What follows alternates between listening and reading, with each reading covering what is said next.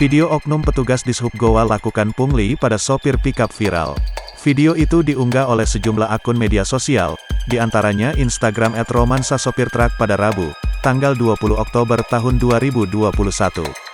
Dalam video tersebut oknum yang mengenakan seragam Dishub lengkap itu meminta uang sebesar Rp250.000 kepada sopir pickup. Uang itu dikatakan sebagai biaya mengurus kir pickup pria tersebut. Lantaran surat kir dari sopir itu sudah mati. "Berapa pengurusan kir?" tanya si sopir. "2,5, ucap si petugas. "Kenapa mahal sekali?" "250, mahal sekali." "Berapa biasanya, kenapa bisa 2,5? Tanya si sopir lagi. "Kau punya berapa? Atau saya tilang?" jawab petugas. Usai video itu viral, Kadishub Giwa Firdaus pun angkat bicara. Dilansir dari Tribun Goa, hal yang dilakukan oknum itu di luar sepengetahuan Firdaus. "Artinya itu tidak ada perintah untuk melaksanakan kegiatan seperti itu," ucap Firdaus pada Selasa, tanggal 19 Oktober tahun 2021.